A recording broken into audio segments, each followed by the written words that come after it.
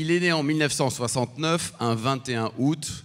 Moi, je suis né le 30 août, donc on a peu d'écart, mais on a 3 années d'écart quand même. Et ensuite, il a fait une école qui est étonnante, qui s'appelle Sub de Pub, 1991. Et ton premier job, tu es chez BBDO. Tu fais quoi exactement en tout premier job, Georges? Concepteur-rédacteur, créatif.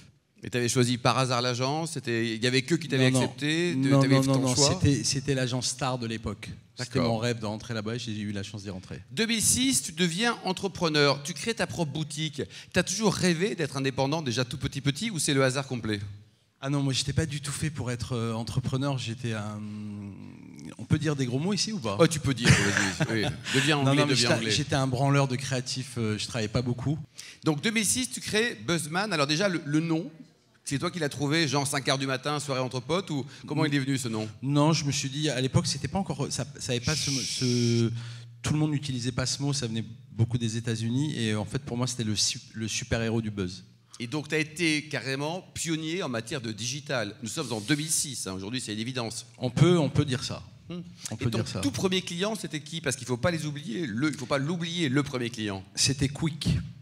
C'était Quick. Et aujourd'hui, mon plus gros client, c'est Burger King. Donc, je dois être abonné. Je dois être abonné au fast-food. 2007, tu as comme client Vivendi. Tu avais fait quoi pour eux à l'époque?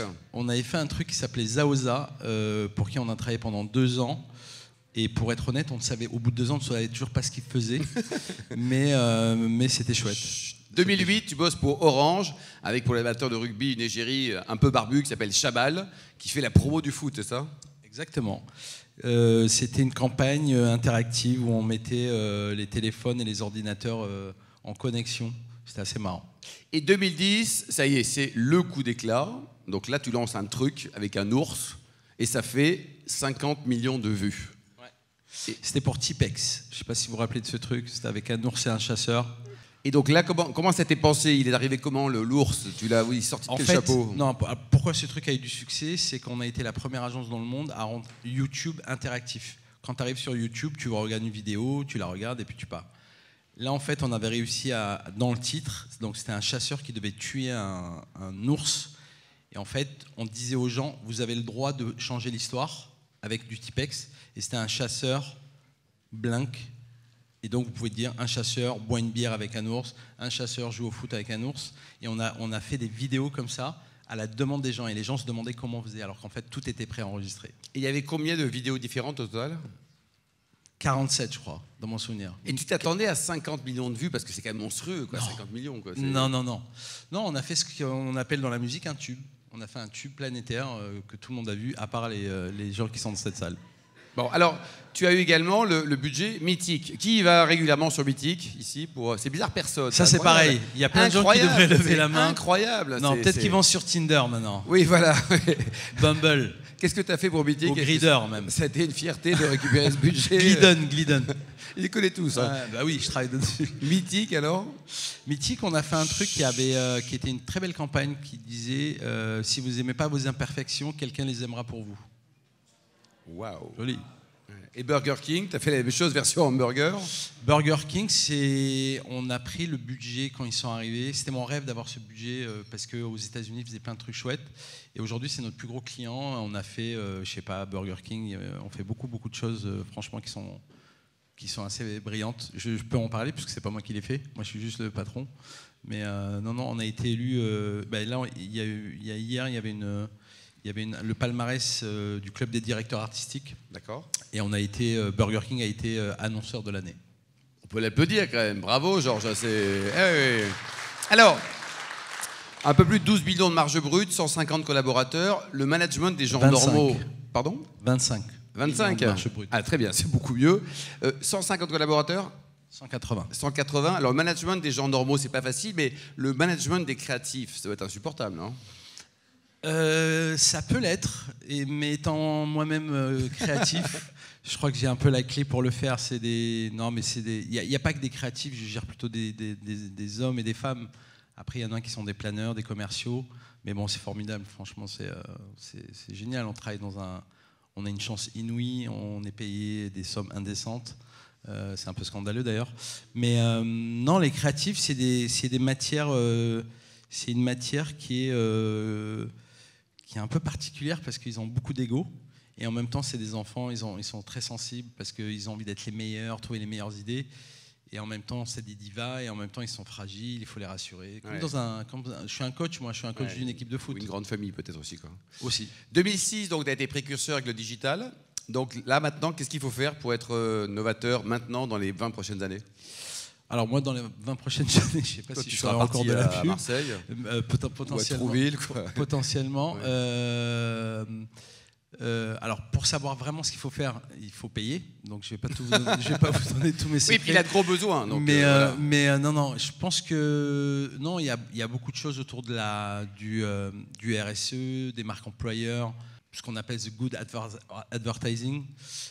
Moi, personnellement, ça me saoule parce que c'est que des trucs un peu où il y a quand même pas mal de greenwashing. Il y a des gens qui ont des vraies convictions. Ouais, il y a des gens qui ont des vraies convictions et là, ça devient formidable.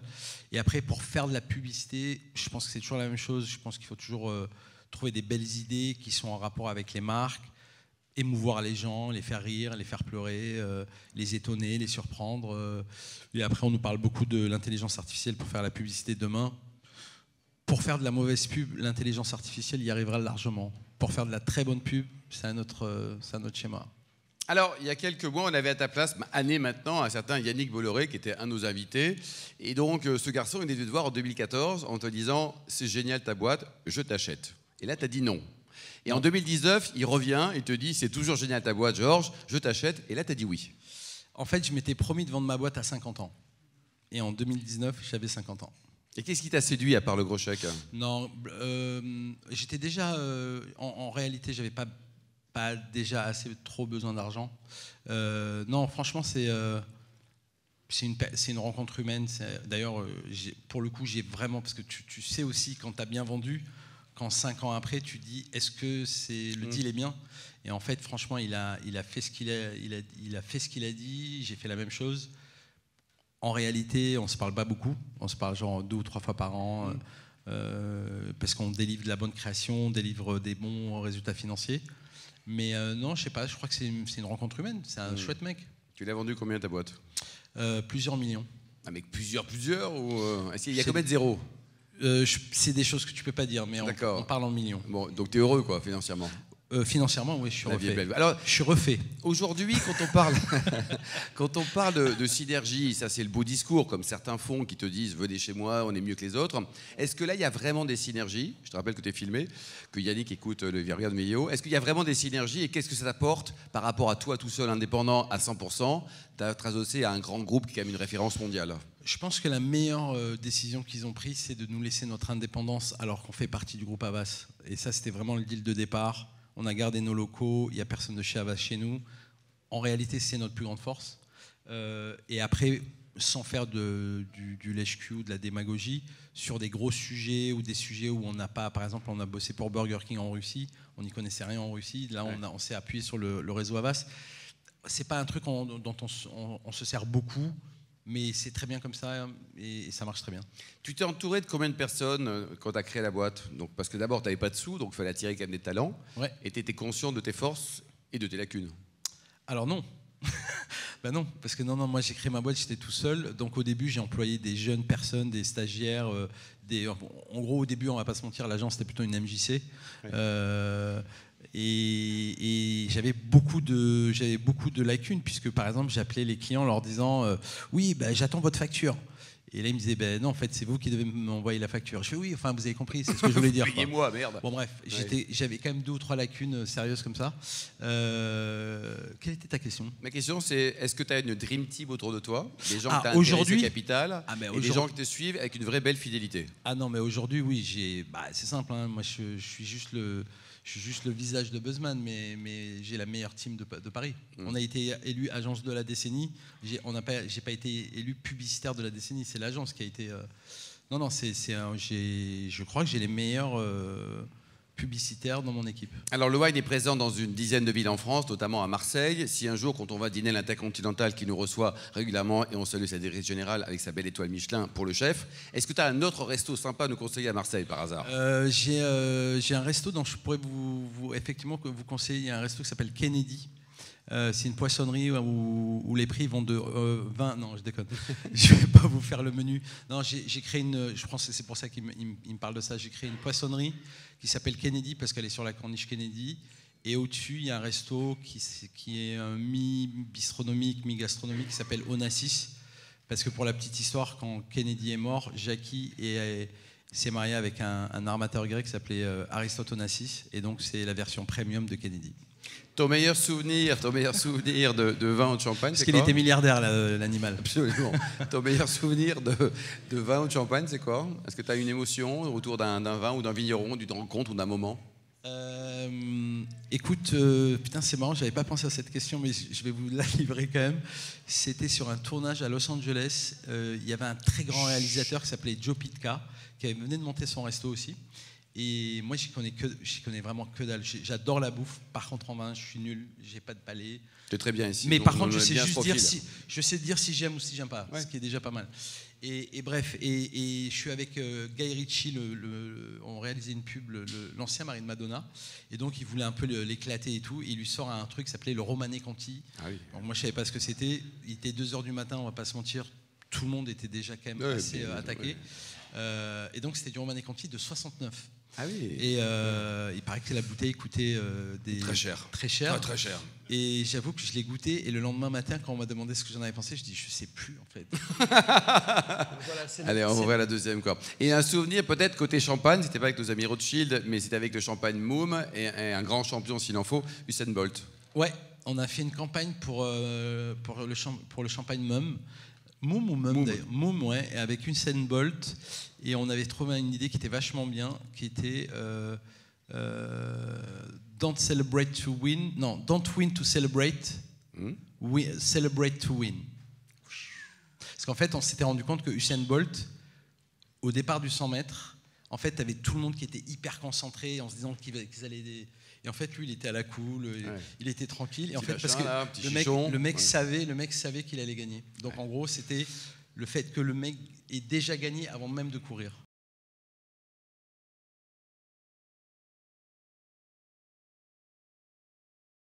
Alors nous, on a beaucoup travaillé avec les grosses boîtes et par contre, on s'est tenu depuis 2017, je crois.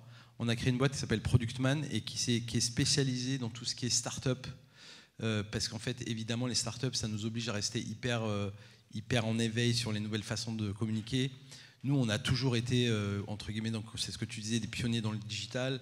On a pris le pli de YouTube, on a pris le pli de Instagram, TikTok, Snap, etc. etc. Et du coup, on accompagne pas mal de start-up. Quand je dis des start-up, ça peut être autant La Vie. Je ne sais pas si vous connaissez, c'est du bacon sans jambon. Et ça peut être aussi back market, donc ça peut être des startups un peu grosses.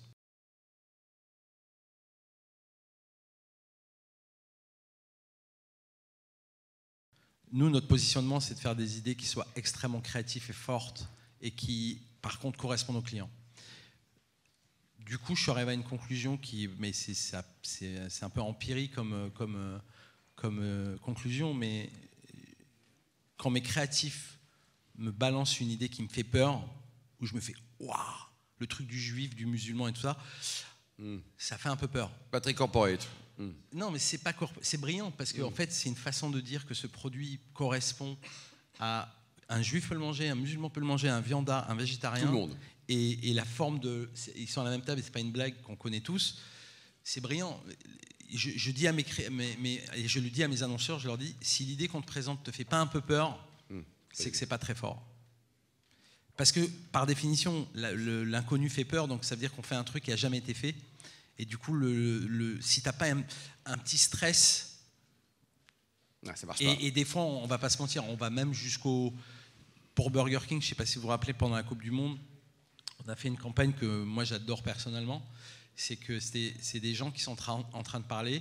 Le film commence et les gens disent mais non, le Big Mac c'est le meilleur, et puis il y a le mec de Quick qui dit mais non, c'est Quick, et tout le monde dans la salle dit le burger de papa, tout le monde, en fait on a fait la pub de tout le monde. Tout ça, en fait, à la fin on se rend compte que tous ces gens-là sont dans un Burger King, et en fait finalement ils sont tous là, mais finalement ils se tapent tous un Whopper. C'est pas facile quand je présente ça à un client, parce que je suis en train de lui dire je vais faire de la pub pub des concurrents, quoi. de tous tes concurrents. Et ce qui est incroyable, c'est que dans le cerveau des gens, il y a plein de gens qui nous ont dit, mais comment vous avez fait? Comment c'est possible avec la loi française? Et en fait, j'ai dit, mais c'est normal. Nous, on va payer des millions, parce qu'en plus, c'était genre tous les matchs de l'équipe de France pendant la Coupe du Monde, donc ça coûtait une blinde. On va prendre de l'argent pour faire la pub de Burger de Papa, de PNY, de KFC et tout ça. Donc en fait, on fait un truc que personne n'avait jamais fait avant, et personne, évidemment, personne s'est retourné contre nous. Ils nous ont même, les mecs, moi un jour j'ai reçu un texto d'un mec que je connaissais pas, qui était le patron des Burgers de Papa, qui m'a dit putain merci, merci vous nous avez mis en prime time pendant un match de l'équipe de France. Et en fait cette idée à la base, elle aurait dû faire flipper 99% des clients. Et j'ai ce client qui est assez dingue pour dire, et en plus on a fait 1 minute et demie, pas 30 secondes. Et pendant les finales, bref, c'est un client. Bon, ouais. tu l'aimes. Ah non, mais c'est pas que je l'aime, c'est que je le vénère.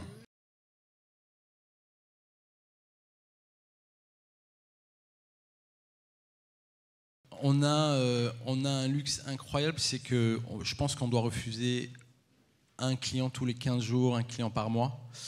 Pas que pour ça, parce que en fait, avant les produits, il y a aussi les humains. Nous, on a vraiment envie de bosser avec des gens qu'on aime bien, qui sont des gens gentils, qui sont respectueux et tout. Donc déjà, il y a quand même un paquet de gens qu'on ne prend pas. Et après, sur les produits, clairement, si c'est des produits qui ne nous intéressent pas ou qu'on trouve un peu middle pour les gens, par exemple, il y a Philippe Maurice, il y a 5 ans, qui sont venus me voir. On ne va pas se mentir, c'était beaucoup d'argent. Donc j'ai posé la question. Et alors, c'est très simple, les gens à l'agence qui sont assez jeunes m'ont dit « jamais de la vie ». Ils ne voulaient pas? Non. Ils ont dit, franchement, c'est impossible pour nous de travailler pour ce truc. Et moi, personnellement, je fume un petit peu, mais je ne suis pas contre la publicité pour le tabac. Par contre, il y a des sujets où clairement, il y a des trucs que je ne fais pas. Clairement. Donc, tu n'as pas fait. C'était un budget de combien, ça?